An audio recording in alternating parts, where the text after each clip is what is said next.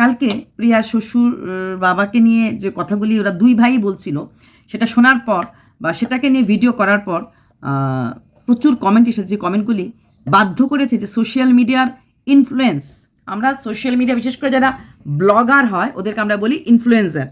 প্রথম কথা, ওদের দুই ভাইয়ের কাণ্ড কারখানা দেখার পর আমার কিছু প্রিয় ভিউয়ার্স, যেমন আমার খুব কাছের একজন মোনা চ্যাটার্জি, যাই হোক পুরো নামটা বললাম না, আচ্ছা, সে আমাকে বলছিল পরশুদিন, মাসিমণি ডাকে আমাকেও, যে মাসিমণি ভাবছিলাম সেকেন্ড চাইল্ড নেব, ওর ছেলেটা বড় হয়ে গেছে, এটা আমি জানি, তো এখন না ভয় লাগছে যদি আমার সেকেন্ড চাইল্ড আবার ছেলে হয়।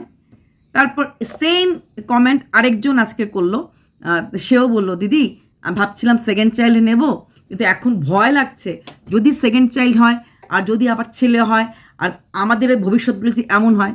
এবার ভেবে দেখো, দুই বউ, আমরা যারা কাপড় টাপড় খুলে ভিডিও করে এদেরকে নোংরামি করছে, সমাজকে দূষিত করছে এরকম করে বলি, আর এদিকে এই দুই বউয়ের সাইড এফেক্ট।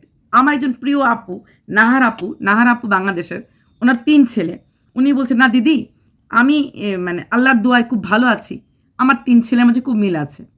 যাদের অলরেডি 3 ছেলে হয়ে গেছে, যাদের অলরেডি 3 ছেলে বড় হয়ে গেছে, এরা হয়তো নিশ্চিন্ত। যেরকম আমিও বলেছি কালকে যে আমাদেরও তো ভাসুর আছে, দেওয়ার আছে, এই তো আমার দেওয়ার আসছে, দেওয়ার আসছে, মানে দেওয়ার একা আসছে না, দেওয়ারের সবাই জানে, আমার যারা ভিউয়ার্স, আমার দেওয়ারের মেয়ে বাইরে মানে নেদারল্যান্ডে পড়াশোনা করে, তো ও নেদারল্যান্ডে যাবেও, মানে এসছে ছুটিতে, এখন বাড়ি ফেরার সময় সবসময় দিল্লি হয়েই যায়। তো দেওয়ার যা আসে একমাত্র মেয়েকে তুলে দিতে, তো এবারও আসছে, তো আগস্ট মাসের নেক্সট উইকে আসছে আর কি। তো আসছে, আবার বলছিল ঘুরতে যাবে কিনা, আমাদেরকেও বলছিল, আমি একমাত্র আসলাম আবার যাব, এরকম আর কি। সেখানে আমাদের মাঝে এরকম ব্যাপার নেই, মানে তো যারা মানে এখনো সেকেন্ড চাইল্ড নেয়নি, এরা রীতিমতো ভয় পাচ্ছে যে দ্বিতীয় বাচ্চা নেব কিনা। এটাকে বলে না সোশ্যাল ইনফ্লুয়েন্স করে। যারা কাপড় চোপড় খুলে ভিডিও করে, ওদেরকে আমরা নোংরা বলি, হ্যাঁ, ওরা নোংরামি করে, নোংরা, কিন্তু ওরা নিজেদেরকে ওরা বিক্রি করে। প্লাস ওদের দেখে যদি আমি নিজে নোংরা না হই, তাহলে আমি কিন্তু ওরকম নোংরা কাপড় খুলে ভিডিও করব না।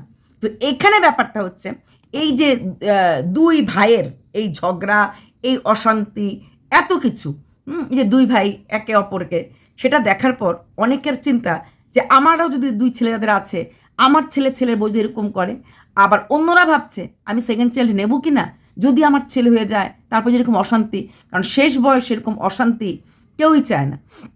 অনেকে আবার দুঃখ করছে ওদের শাশুড়ি মার জন্য, যে এই কারণেই উনি বাড়িতে থাকেন না, বা ওনার শেষ বয়সটা জানি কিভাবে যাবে।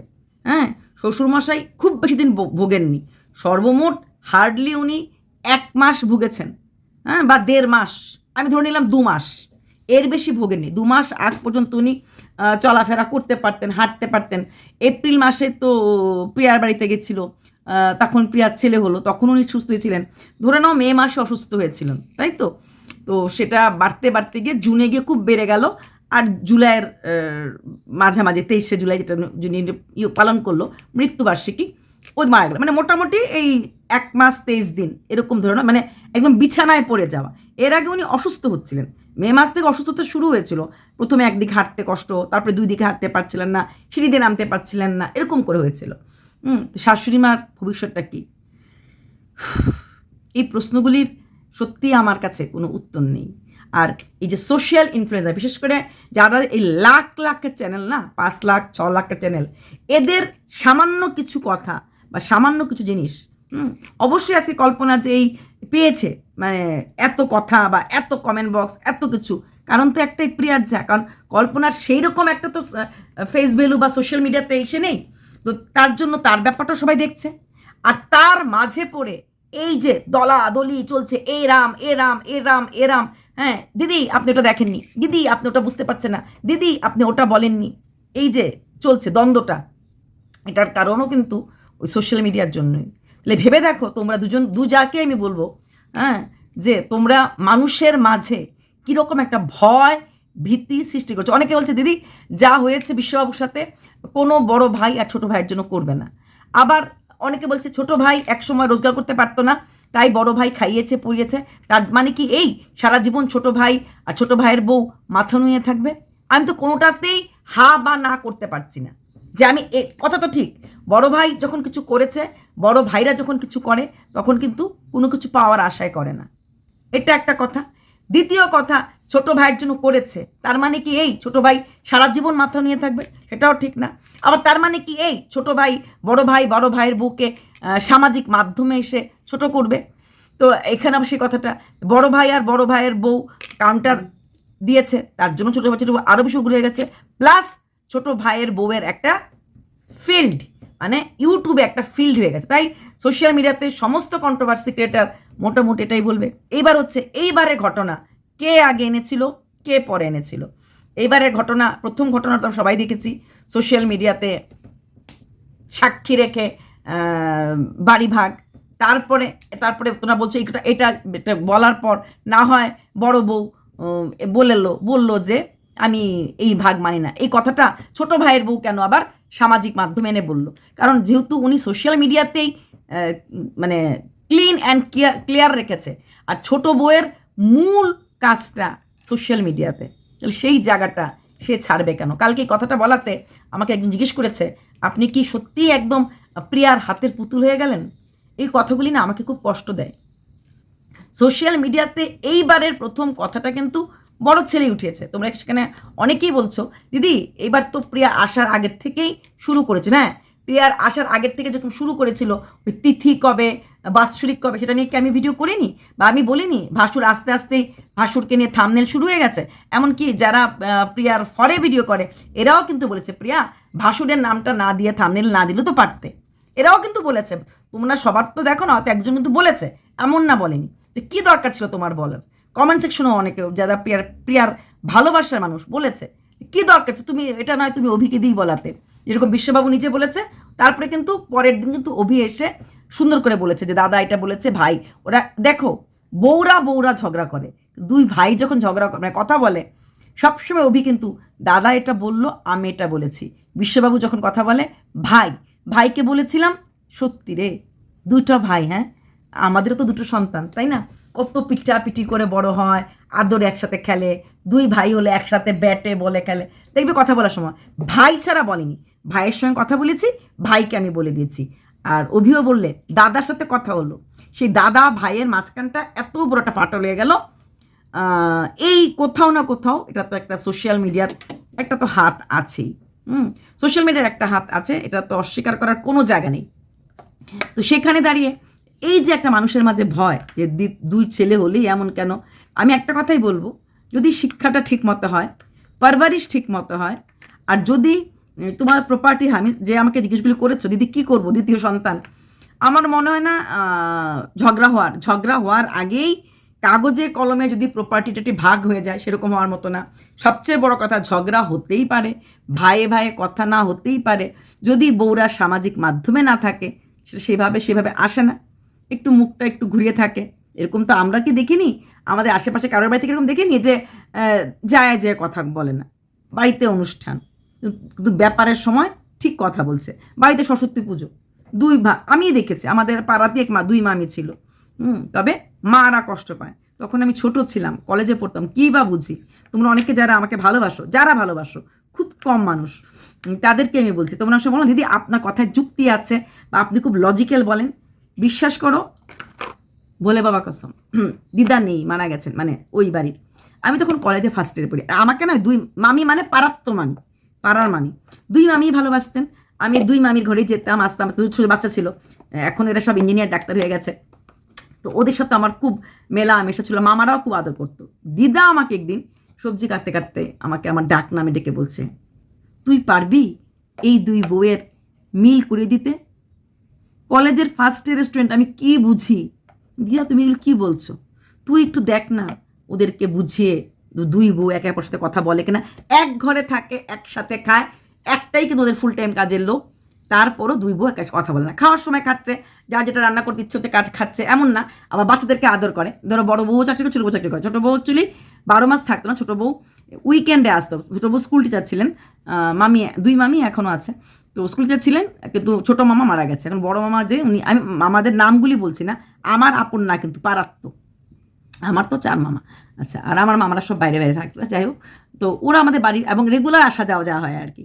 আর মানে আর প্রথম থেকেই ওরা আমার মার পিস্তত ভাইয়ের সাথে এই বাড়ির একটা মেয়ের বিয়ে হয়েছিল, মানে একটা মাসির বিয়ে হয়েছিল, যে আমার মামি। সেই তরফ থেকে আমাদের সাথে ওই মামির বাপের বাড়ি হলে যা হয়, তো মামা মামা মামা মামি ডাকতাম আমরা আর কি। তো প্রচণ্ড মিল। তো আমি তখন বললাম ফার্স্ট ইয়ারে পড়ি, আমি কী করে মিল করাবো, বল দেখ না তুই পারিস কিনা। আমি মাকে এসে বললাম, মা বলে ধুর তুই সব কী করবি, সব বড়োদের ব্যাপারে যেতে নেই। আমার মন মানিনি। আমি কথাটা যে বড়জন, যে বড় ভাই, মামাকে বললাম, জানো মামু, দিদা আজকে আমাকে এরকম করে বলেছে, আমার না খুব কষ্ট লেগেছে। তো মামু শুনলো, আমি ছোটো মামাকেও বললাম, ছোটো মামাও শুনলো। তারপর দুজনেই কিছু বললো না। শুধু বড় মামা, উনি ভীষণ পলিটিক্যাল ফিগারও ছিলেন, এখন ভীষণ অসুস্থ। গত 2 বছর আগে আমি জানতাম, এখন আছে কিনা বেঁচে জানি না আমি। ছোটোজন তো মারাই গেল। দুই ভাই একে অপরের যান। তারপরে তো ওরা ওই বাড়ির বিক্রি করে দুই ভাই দুই দিকে বাড়ি করেছে, সব কিছু আলাদা আলাদা হয়ে গেছে, কিন্তু তারপরও কিন্তু ভাইয়ে ভাইয়ে মিল ছাড়েনি। মানে এক ভাই আরেক ভাইয়ের বাড়িতে যাওয়া আসা, রিটায়ারমেন্ট হয়ে যাওয়ার পর বড় ভাইয়ের হার্ট অ্যাটাক প্রথম হয়েছিল, বড় ভাইকে সকাল বিকাল হাঁটানোর দায়িত্ব, মানে বাড়ির থেকে নিয়ে গিয়ে পার্কে হাঁটানোর ছোটো ভাই, ভাইয়ে ভাইয়ের মিল যায়নি। দুই বউ এক বউয়ের চেহারা কোনোদিন দেখেনি, মানে চেহারা দেখেনি মানে মিলের দিক থেকে। চেহারা তো দেখতেই লেগেছে, কারণ ওদের অনেকগুলি বোন, তো বোনদের বাড়িতে ব্যাপার ট্যাপারে তো দুই মামি যেত, তো চেহারা দেখা দিকে তো কনস্ট্যান্ট। আর যেত তো খুঁড়তো তো ভাইদের মাঝেও খুব মিল। বড়জনের 2 ছেলে, ছোটজনের 1 ছেলে, মিল। আর 2 ভাই, ছোটো মামা মারা গেছে 2018-তে, ওটা আমি জানি, ওই খবরটা আমি পেয়েছি। তারপরে বড়জন আছে কিনা আমি এখন আর জানি না। তো এরকম মিল ছিল, মানে এরকম মিল 2 ভাইয়ের, কিন্তু 2 বউয়ের চেহারা। কিন্তু সে কথাগুলি কখনো সামাজিক মাধ্যমে আসেনি। তারপরে আমি ছোটো মামাকেও কথা বলেছিলাম, এর বিষয়ে কিছু আমি বলতে, বাচ্চা মশাই আমি কী বলবো, ওরা কোনো দিনই কথা বলেনি। তারপর তো 1 বছর পরে দিদাই মারা গেল। দিদা মারার সঙ্গে সঙ্গে ওরা বাড়িটাই বিক্রি করে 2 ভাই আলাদা আলাদা বাড়ি করে ফেলেছে।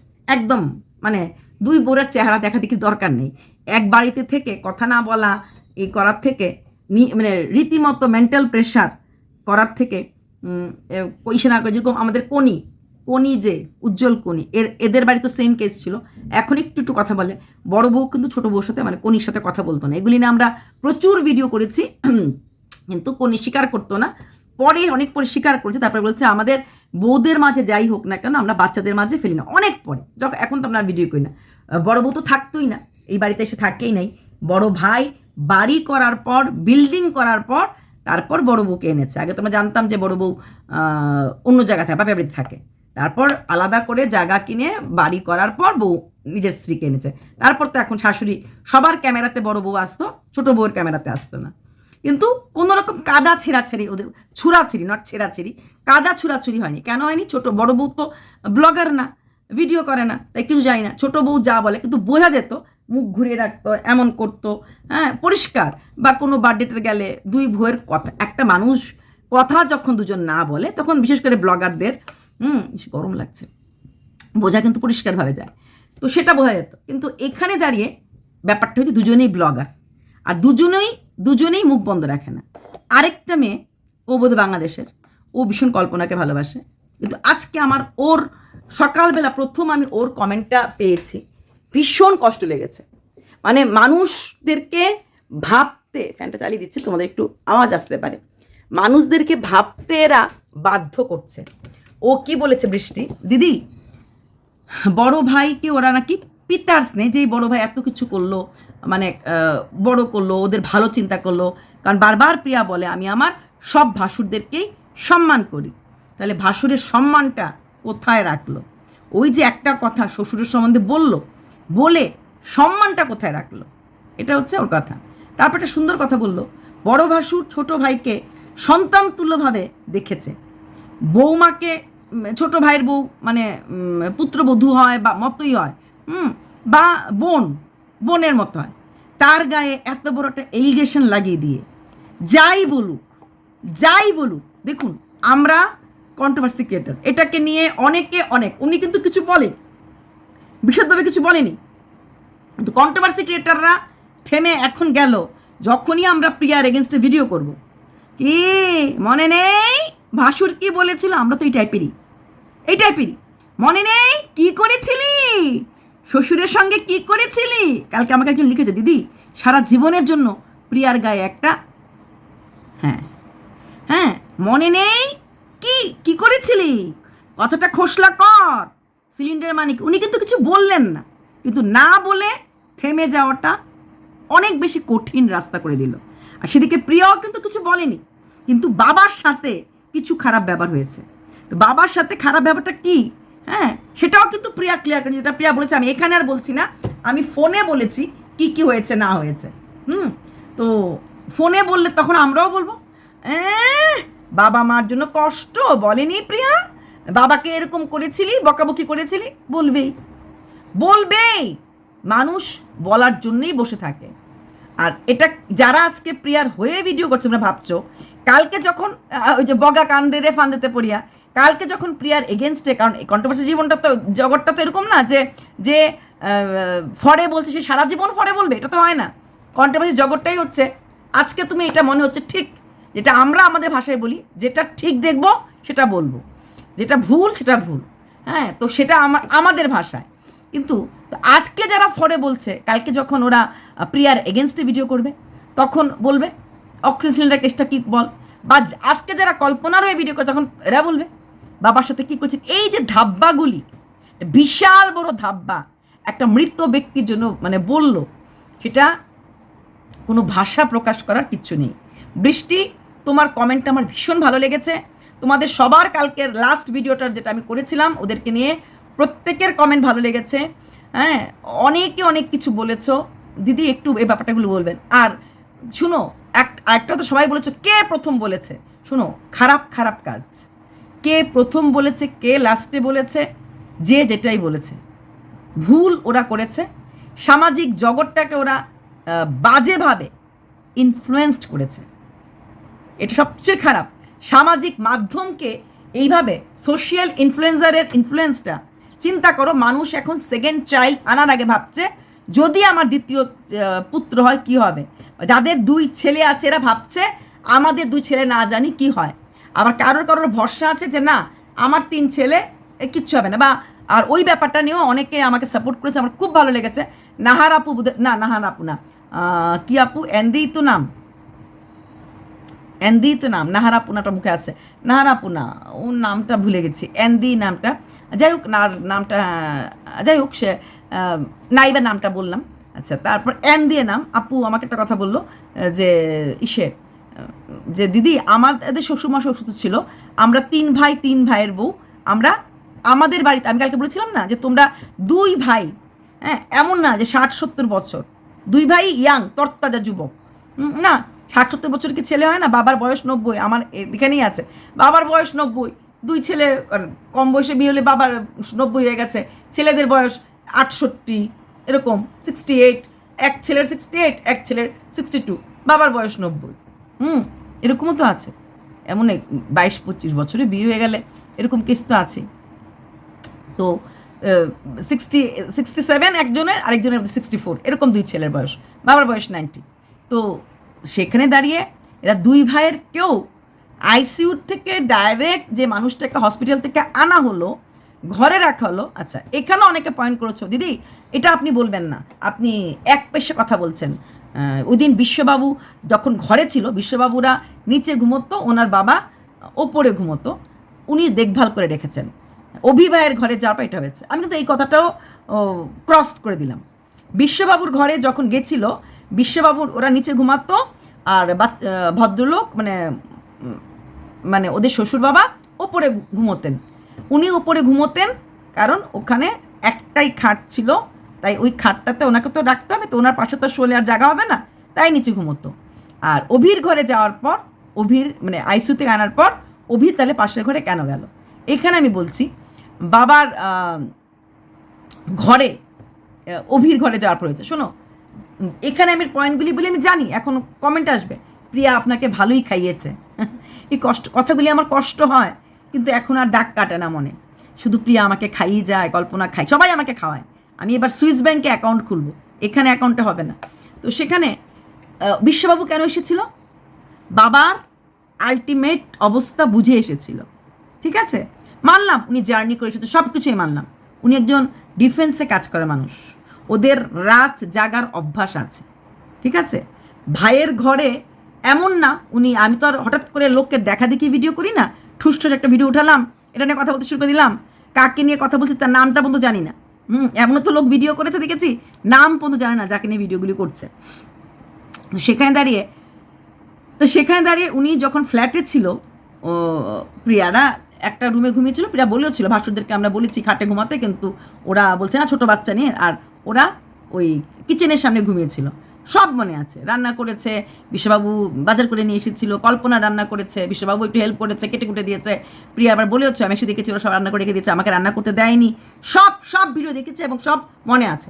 তার মানে ভাইয়ের ঘরে ঘুমানো যায়।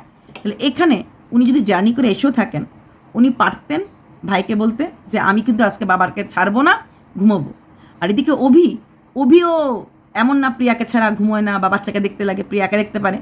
সেখানে অভিও পারতো, দাদা ঠিক আছে চল আমরা দুই ভাই আজকে মাটিতেই ঘুমাই বাবার কাছে, বা ঠিক আছে আমি একটা দুটোর মতো থাকি, তারপরে আমি ঘরে চলে যাবো, দূর থেকে তুই থাকবে, ভাই তুই 2 ঘন্টা ঘুমিয়ে নে, 2 ঘন্টা ঘুমিয়ে নে, অ্যালার্ম দিচ্ছি, বা 3টা পর্যন্ত তুই ঘুমিয়ে নে, 3টা পর্যন্ত আমি অ্যালার্ম দেবো, তুই চলে আসবি। শুনুন এই কথাগুলির না, একটা আইসিইউর থেকে আনা পেশেন্ট, অক্সিজেন চলছে, দুটো ইয়াং ছেলে, একটা ছেলে ঘুমোতে পারলো না, এক রাত্র পারলো না। এইগুলি না একটু মানে ভাবায়। অনেকে আবার বলছে দিদি এই কথা বলবেন না, কল্পনা রাত্রে 12টা পর্যন্ত ছিল। এখানে আমাকে তো আজকে বলতেই লাগবে, আমি না বলে কী করে হবে। কল্পনা রাত্র 12টা পর্যন্ত ছিল, কারণটা কী ছিল, ওই দিন ওই বাড়িতে কীর্তন ছিল। বুঝি বললাম, আমি ওই ভিডিও না দেখে, পড়াশুনো না করে কপি পেস্ট ভিডিও করি না। কীর্তন চলছিল, কীর্তনের লোক গেছে, খাওয়া দাওয়া হয়েছে কীর্তনের সময় এসে, আর বাবাকে ওরা বহুদিন দেখেনি, উনি হসপিটালে ছিলেন, তাই ওই সময় এসে নিজের ছেলে নিজে একটু বাবাকে দেখালো, ক্যামেরা তো দেখালো, আমরাও দেখলাম। বাবার কাছে বসা শোয়া করার মতো ইচ্ছা যদি থাকতো, চাইলে বড় ছেলের বড় বউ মাটিতেই ঘুমোতে পারতো। গরমের দিন ছিল, শীতের দিন ছিল না যে 2 ছেলের বউ। প্রিয়ার ছোট বাচ্চা ছিল, প্রিয়াকে আমি ছেড়ে দিতে পারি এই ক্ষেত্রে, না ঘুষ খাইনি, কিন্তু অভিকে আমি ছাড়তে পারি না। ও 2 ভাই আইদার পালা করে ডিউটি দিতে পারতো, আগ রাত্রে তুই, শেষ রাত্রে আমি, 3টে পর্যন্ত আমি, আর না হলে 2 ভাই, কারণ ওরা মোটামুটি ডাক্তারের কাছ থেকে খবর পেয়ে গেছিলো যে বাবার আলটিমেট সময় চলে এসেছে, তাহলে 2 ভাই চাইলে ওই টাইমে ঘুমোতে পারতো। হ্যাঁ 2 ভাই চাইলেই ওখানে ঘুমোতে পারতো একসাথে, বা শুধুমাত্র বড় ছেলে তার পরিমাণে ঘুমোতে পারতো। অনেকগুলি বা ছিল। হ্যাঁ অমুকের দোষ নেই, তমুকের দোষ, গাফিলতি সব দিক থেকে হয়েছে। আর এটাও ঠিক, জন্ম মৃত্যু বিয়া 3 বিধাতা নিয়া, যখন কারোর চলে যাওয়ার সময় আসে চলে যায়।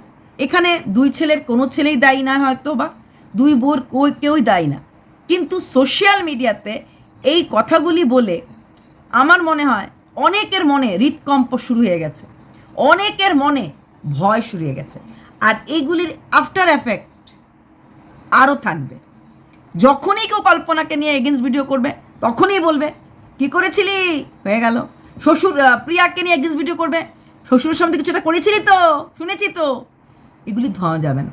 আর তার থেকেও 2 ভাইয়ের ঝগড়া, মানে 2 ভাইয়ের পরিবারের ঝগড়া দেখার পর সম্পত্তি থেকে বাবা সব কিছু নিয়ে, এবং আজকের থেকে চলছে না এই ঝগড়া জাতি অশান্তি, অনেক দিন ধরে চলছে। তো সেই গুমোট ঝগড়া, মেঘের মধ্যে গুমোট ঝগড়া, তো এগুলির আফটার এফেক্ট পরেও থাকবে। ঠিক আছে বৃষ্টি, তোমার কমেন্টটা আমাকে ভাবিয়েছে। নাহার আপু, তোমার ছেলেরা এভাবে ভালো থাকুক। রত্না আপু, নামটা বলেই দিলাম, তুমিও ভালো থেকো। বড়দের জন্য করলে সেটা কোনোদিনও বিফল হয় না, কারোর জন্য কোনো কিছু যদি করি সেটা আমাদের উপরে এফেক্ট হয়ে আসে, কর্মা।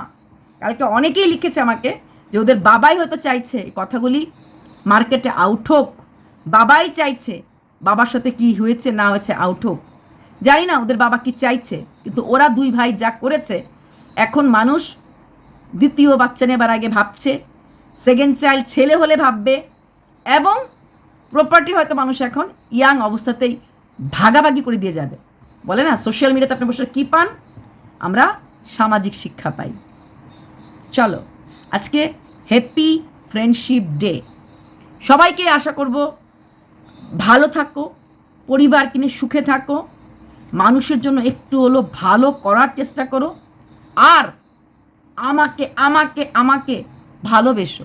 ভালোবাসতে না পারো, ঘেন্না করো, আপত্তি নেই, নোংরা গালি দিয়ে কমেন্ট বক্সে লিখো না, নোংরা গালি কাউকে দিও না, 2 বউয়ের কাউকে নোংরা দিও না, ওরাও মানুষ, তোমার হাতের একটা কমেন্ট বাজে কাউকে লেখা মানে তোমার পরবরিশ বোঝাচ্ছে।